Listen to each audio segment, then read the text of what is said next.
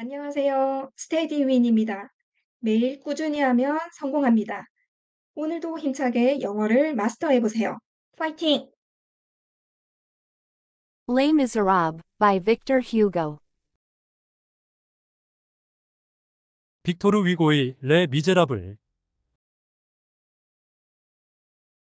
4단계 영어 음성만을 들으며 확인 학습하기 So long as there shall exist, by reason of law and custom, a social condemnation which, in the midst of civilization, artificially creates a hell on earth, and complicates with human fatality a destiny that is divine. So long as the three problems of the century, the degradation of man by the exploitation of his labor, the ruin of woman by starvation, and the atrophy of childhood by physical and spiritual night, are not solved. So long as, in certain regions, social asphyxia shall be possible. In other words, and from a still broader point of view, so long as ignorance and misery remain on earth, there should be a need for books such as this. Hopeville House, 1862. Part 1. Fantine. 제1부 팡틴 Chapter 1. An upright man. 제1장 올바른 사람 Number 1. Monsieur Myriel. 1. 미리엘 씨 In 1815, Monsieur Charles-François Bienvenu Myriel was Bishop of Digne. He was then about 75, and had presided over the Diocese of Digne since 1806. Although it in no way concerns our story, it might be worthwhile, if only for the sake of accuracy, to mention the rumors and gossip about him that were making the rounds when he first came to the diocese. Whether true or false, what is said about men often has as much influence on their lives, and particularly on their destinies, as what they do. Monsieur Myriel was the son of a judge of the Superior Court of Aix, with the rank acquired by many in the legal profession. It was said that his father, expecting him to inherit his position, had arranged a marriage for the son, at the early age of 18 or 20. Following the custom among these privileged families. Despite his marriage, Charles Myriel had attracted a great deal of attention. Handsome, though not very tall, he was elegant, graceful, and witty. His early years had been devoted to worldly pleasures. With the Revolution, events moved quickly. Hunted down, decimated, or forced into exile, these families were soon dispersed. At the first outbreak of the Revolution, Monsieur Charles Myriel emigrated to Italy. After a protracted illness, his wife ultimately died there of a lung disease. They had no children. What happened next to Monsieur Myriel? The collapse of the old French society, the downfall of his own family. The tragic scenes of 1793, still more terrifying perhaps to the exiles, who witnessed them from afar, magnified by horror. Did these inspire him with thoughts of renunciation and solitude? In the midst of the flirtations and diversions that consumed his life at that time, was he suddenly overcome by one of those mysterious, inner blows that sometimes strike the heart of the man who could not be shaken by public disasters of his life and fortune? Who could say? We do know that, when he returned from Italy, he was a priest. In 1804, Monsieur Myriel was curé of Brinoles.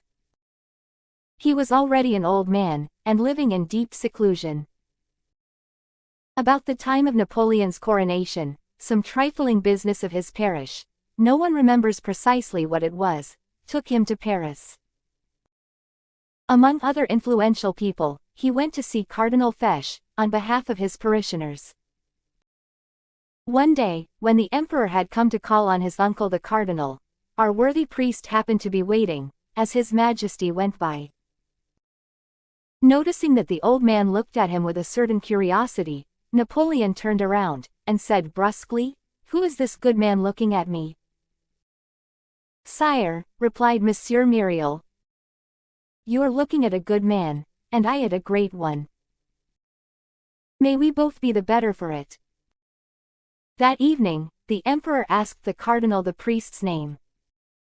Still later, Monsieur Myriel was totally surprised to learn he had been appointed Bishop of Digne. Beyond this, who could tell how much truth there was in the stories concerning Monsieur Myriel's early years? Few families had known the Myriels before the Revolution. Monsieur Myriel had to submit to the fate of every newcomer in a small town, where many tongues talk, but few heads think. Although he was bishop, in fact, because he had to submit. But, after all, the gossip linked with his name was only gossip. Rumor, talk, words, less than words, palabres, as they say in the lively language of the South.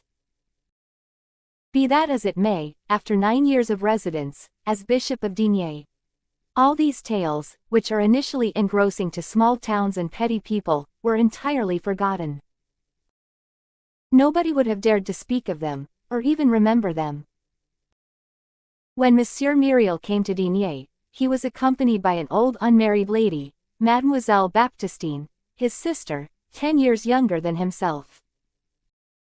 Their only servant was a woman, about the same age as Mademoiselle Baptistine, Madame Magloire, who, already the servant of the priest, now took the double title of Mademoiselle's maid, and the bishop's housekeeper. Tall and thin, Mademoiselle Baptistine was a pale and gentle person. She was the incarnation of the word, respectable, whereas to be venerable, a woman should also be a mother. She had never been pretty.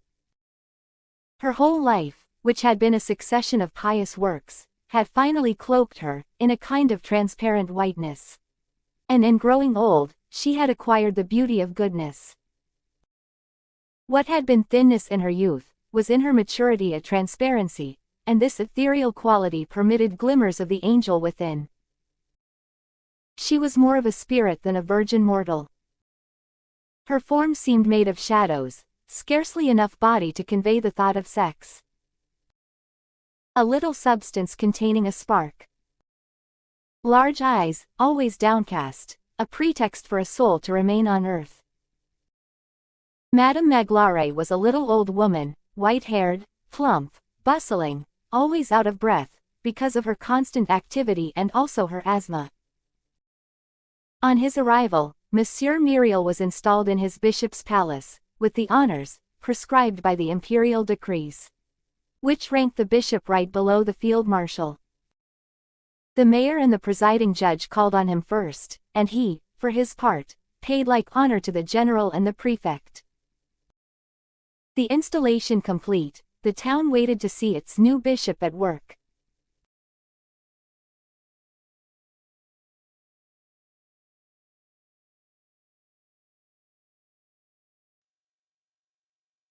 이 영상이 도움이 되셨다면 좋아요 그리고 구독 부탁드립니다.